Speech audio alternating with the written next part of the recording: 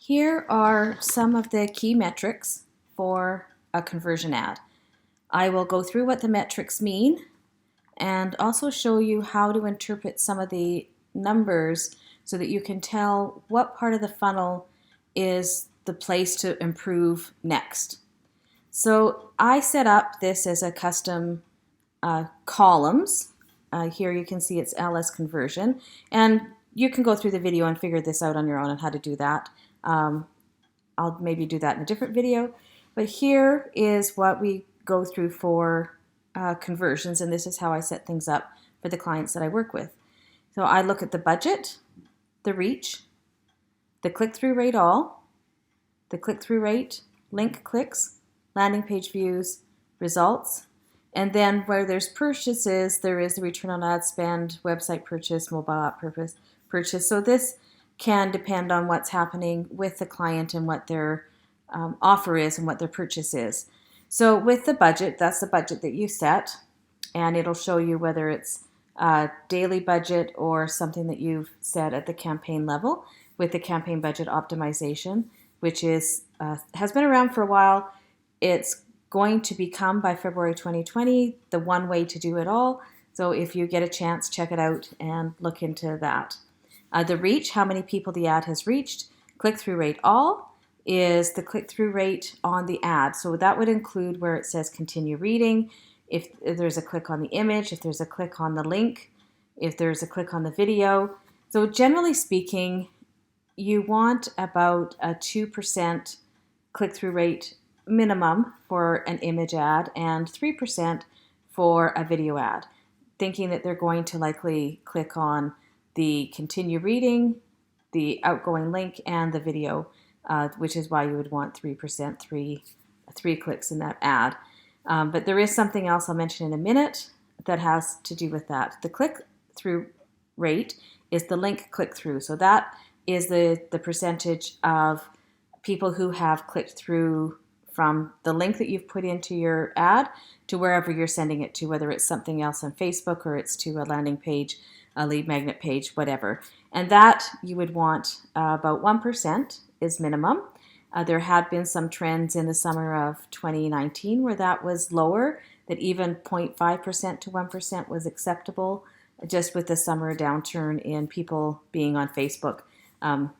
They just weren't when they were on holidays, is what's suspected anyway. And so this is the other thing to watch, is that what you want is almost a ratio.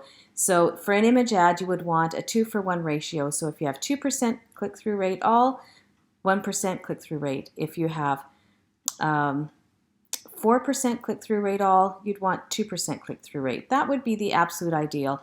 Now take those numbers with a little bit of grain of salt, because it really depends on what's happening at that time of year, what's happening in the auction, all the things that can impact the algorithm, what's going on in Facebook, your market. There's a lot of things that get looked at or to consider for those ratios, but those are some standard ratios. And if it's an image or a video ad, then it's a 3-to-1. So 3% click-through rate all, 1% click-through rate, 6% click-through rate all, 2% click-through rate. Those are, just a guideline of the numbers.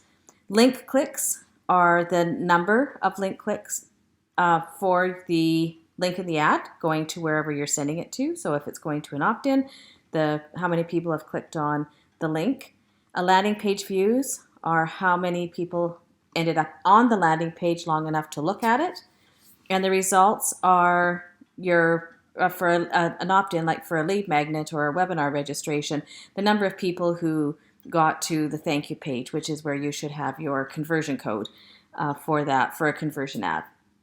And then again, these purchase return on ad spend, that's calculated for purchases, websites, mobile apps.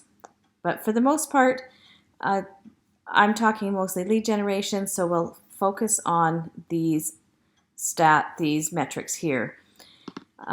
So what you want to look for here is the reach, and you want to have generally at least 500 people reach before you make any decision on your ad. And having said that, you want to give Facebook a chance to find your people, and it takes 3 to 4 days for Facebook to figure some of this stuff out. So please be patient with your ads. Now, one of the things to look at here about trying to figure out where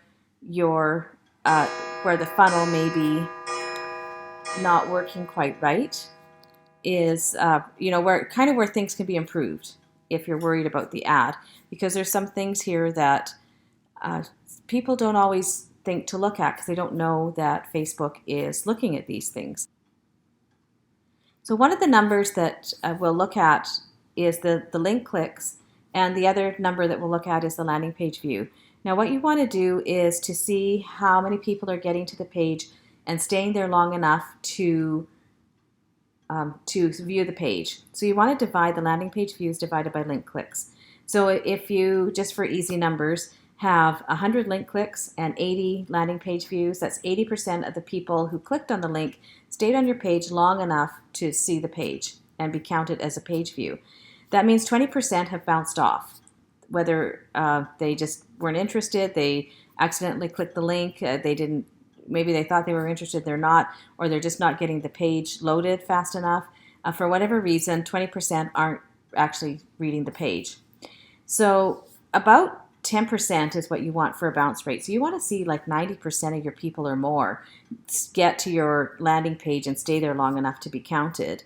If you're under that, like 90% of people getting there, or 10% bounce rate, and definitely 20% bounce rate, you want to look to see whether there's something going on with the page. Is it loading fast enough? Is it mobile optimized?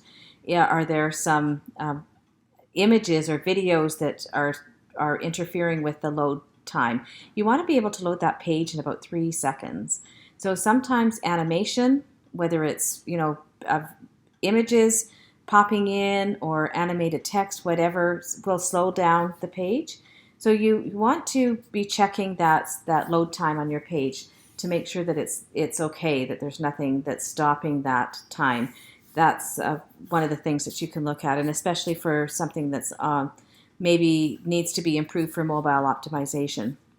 And then one of the other calculations you can do is look at the results divided by the landing page views, which will give you your conversion rate on your page.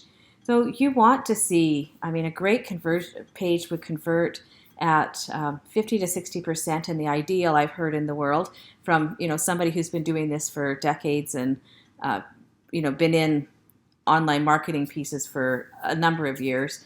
It says 80%, and I've had one page that converted at 78%, so I know it's possible. But especially when you're starting out, a page that can convert at over 50% would be okay, and we'd be looking at some other ways to optimize the funnel if that page was converting at 50 to 60%. Starting out at like 35 to 40%, lots of people start out there, but that just means there's some places to improve. So just to go over this, as far as what you want to look at about what to look at through your funnel with these numbers, what does this really mean? So what it means is if you look at your click-through rate all, and if it's not meeting those guidelines of the 2 and 3% for image and video ads, it means there's something that can be improved with the ad. That would be the first place to look at, would be looking at the image or the video and seeing how that overall ad is laying out. Because if it's not getting that 1 to 2 or 2 to 3% rate, click-through rate, it means that people aren't interested in it. So something would want to be improved to catch their attention, whether it's the hook or the video or the image. But taking a thorough look at that. The click-through rate. Now, if the click-through rate all has been good, they're continuing to read more, they're clicking on the image or the video, but they're not clicking on the link, which is the click-through rate, then there's somewhere in the text of the ad, they're not getting interested enough to click on the link, or maybe the offer needs some tweaking. That would be a place to look at improvement. And then if that bounce rate that we talked about, you've got fewer than 80 to 90% of your people are staying on the page long enough to read it, then take a look and see whether that the page is loading properly. There is the possibility that the people who are clicking through, for some reason the ad is going to people who aren't interested to what's on the page, and there is something to consider for that. But often that the bounce rate is often to do with a page load speed. And then the conversion rate, the results over the landing page view. You want that 50% if you can, or more, 60%, and if you can drive it up higher than that to like 70% is awesome. That conversion rate is. So if the page is converting at say 20% or 35%, then that would be a place to improve. Looking at the headlines, looking at the transformation that you're showing on the landing page, whether you've got bullet points, you could try removing the bullet points. But a conversion rate of say around anything less than 40% for sure, and less than 50% would mean that there'd be some room for improvement on that landing page, and that will just get you better results overall, because Facebook loves a high converting landing page, and you can get that conversion rate up. They're going to show your ad to more people because it's converting higher, and it's a greater experience for the whole user. So I hope that was helpful. You can check out my Facebook business page, which is just Lorna Scott. I've made it really easy, and check out what's on the page. And I just hope that you have found this helpful, and keep your eye out for some more tips. Thank you so much.